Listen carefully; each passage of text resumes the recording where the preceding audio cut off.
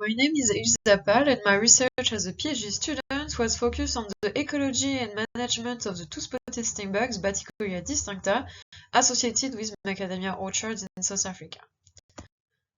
So, controlling stingbugs populations is often complex, and the development of an IPM program is a long process, which requires a good understanding of the biology and life cycle of the target pest. For example, the two-spotted stingbugs, like other Pentatomidae species, has different life stages, which differ from each other in their traits, as you can see on those pictures. And the traits can be targeted for control. So in my thesis, I investigated different aspects of the stingbug species in order to improve the integrated pest management program of this important macadamia pest. The first aspect that we investigated was the genetic diversity of this species. This is an important question from a pest management perspective because a small genetic difference can really impact the efficiency of your pest management program. So for this, we collected stingbugs from the three main macadamia production regions, and we conducted a population genetic study. And surprisingly, despite the huge geographic distance between each region, we found an absence of genetic differentiation. And in other terms, we have only one two-spotted stingbug species at the moment in South Africa, which is a good news for the pest control.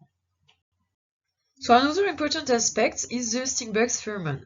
Stingbugs are well known to produce a large variety of compounds, where some of them can be used for pest management. In my PhD, I specifically identified and characterized the alarm pheromone, and we found that there are three specific compounds which are responsible of the alarm effect observed when stingbugs release this pheromone. And those compounds could be potentially used in the future for the pest control. During my PhD, we also tested various lures which are commercially available overseas for other stingbugs, but unfortunately these lures were not attractive for our South African species. Thus, developing our own lures is really crucial for the future of our industry. Finally, we looked at the effect of commercial insecticides on the biology and physiology of the two-spotted stingbugs. Via direct exposure, we observed that the two-spotted stingbug seems more tolerant toward pyrethroids. In other words, it takes longer for them to die when they are exposed to pyrethroids under field rates than the organophosphate acephate. And we also observed that if you expose the two-spotted stingbugs to these pyrethroids, it can stimulate the movement and dispersal of these bugs, which is not what you want in your orchards. We also looked at indirect effect of insecticides, considering that stingbugs can be also in contact with insecticide residue remaining in the orchard. For this, we applied some sublethal concentration of lambda cyanotrins on adult stingbugs, and we follow their biological parameters.